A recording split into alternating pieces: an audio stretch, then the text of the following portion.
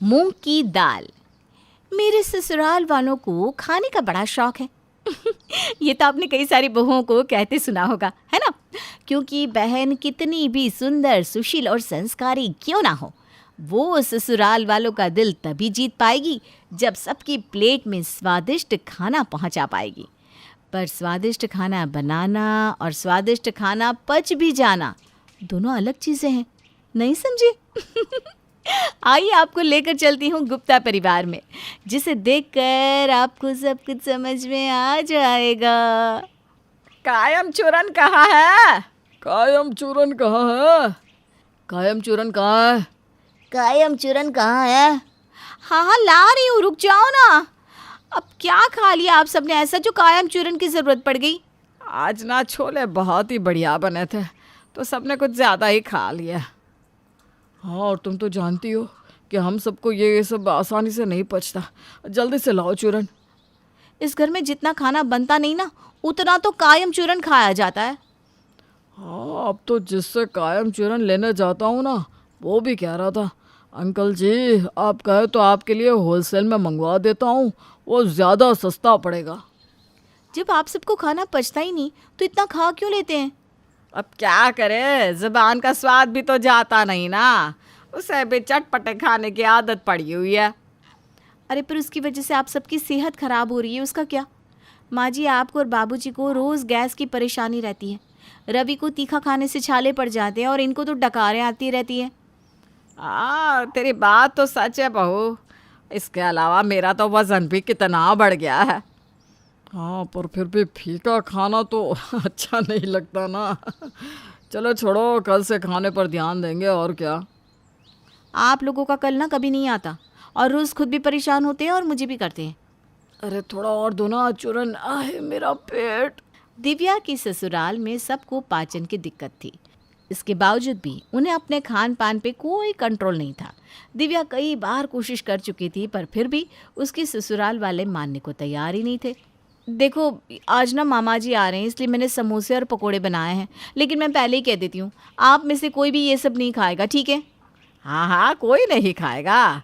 अरे कल ही सबको छोले खाने की वजह से बहुत भुगतना पड़ा है। हाँ पापा, सुन लिया ना आपने, कुछ नहीं खाना है।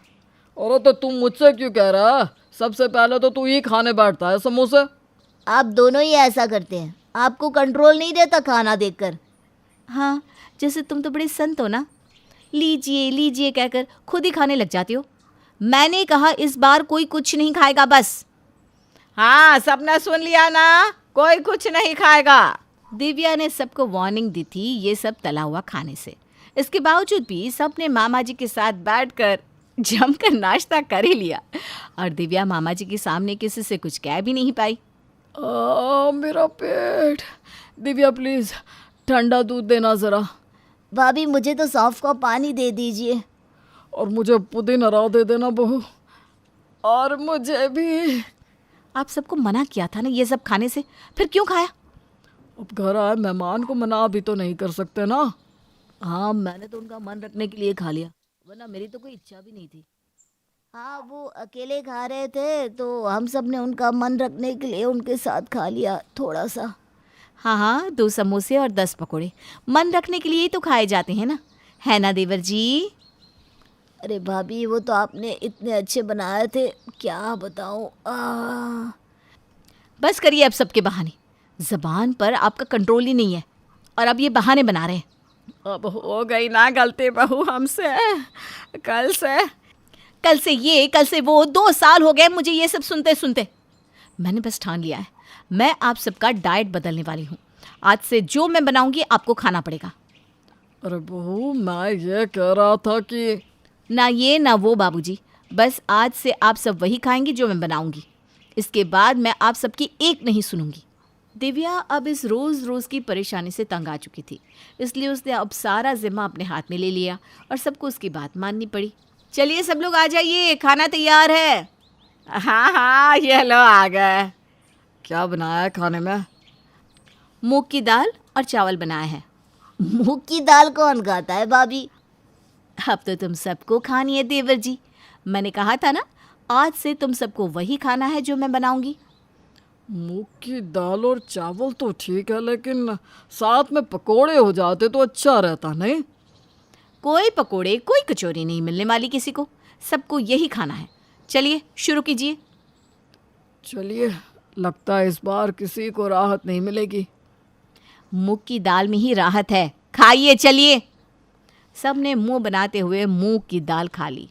दिव्या ने अब मूंग दाल को ही अपने रसोई का राजा बना दिया था। अरे दिव्या, नाश्ते में क्या है? मूंग दाल चीला है आज खाने में, नारियल की चटनी के साथ। फिर से मूंग दाल? रात को ही तो खाई थी मूंग दाल और चावल।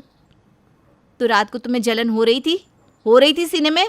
नहीं। और माँ जी आपको डकारें आ रही थी क्या, या बाबूजी आपको? नहीं तो। नहीं, मुझे भी नहीं। तो फिर आप बताइए, मूंग दाल खाने से कितना फ़ायदा हुआ आप सबको। इसीलिए मैंने डिसाइड किया है कि आज से मैं आप सबको ज़्यादा से ज़्यादा मूंग दाल ही खिलाऊंगी, जिससे आप सबकी सेहत अच्छी रहे। अरे मूंग दाल खाने में इतनी स्वादिष्ट नहीं लगते बहू। हर बात स्वाद की नहीं होती माँ जी, सेहत के लिए भी तो खाना चाहिए। चलिए अभी आप सब अपने काम पे लगिए।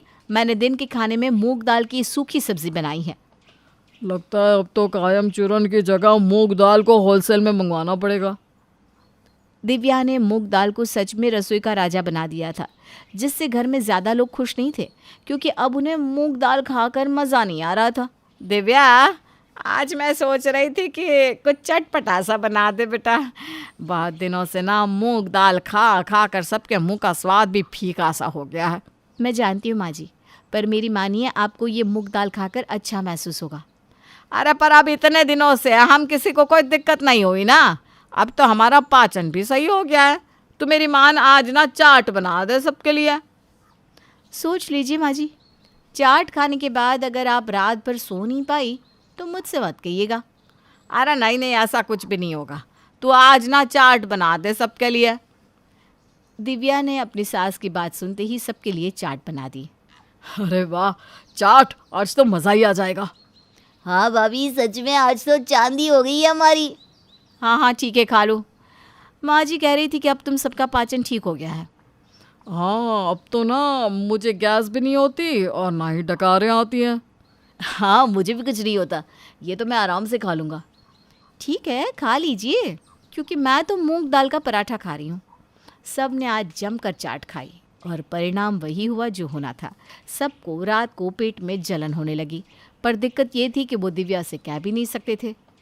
हाय, पेट में गैस सी हो रही है। अब बहू से काढ़ा या दवाई भी नहीं मांग सकते। इतनी होशियारी से कहा था कि अब कुछ नहीं होता।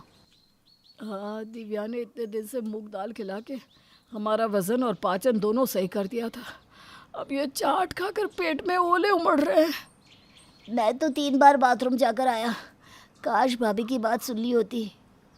अब ये लो पुदीना रहा, खाकर सो जाओ। मैं तो कल से ना मूंग दाल ही खाने वाली हूँ। और मैंने तो कान पकड़ लिया है कि ऐसा खाना नहीं खाऊंगा। पता नहीं आज रात को नींद भी आएगी या नहीं। चाट खाने के बाद सबकी हालत पहले की तरह हो गई थी। जैसे तैसे सबने रात निकाल ली और सुबह होते ही जब दिव्या ने सबसे पूछा कि आज नाश्ते में क्या खाओगे, सबके लिए कचौरियाँ बना दूँ? नहीं नहीं नहीं नहीं नहीं बहू, नहीं नहीं। क्या हुआ, ऐसे अचानक सब डर क्यों गए? सब ठीक तो है ना? अरे सब ठीक है, तुम एक काम करो, मूंग दाल के पराठे बना दो। हाँ, रात को ना मूंग दाल और चावल बना दीजिएगा भाभी। अरे क्या हो गया सबको? आपको तो मूंग दाल पसंद नहीं थी ना? अरे बहू, तुम्हारी पसंद नहीं हमारी पसंद है।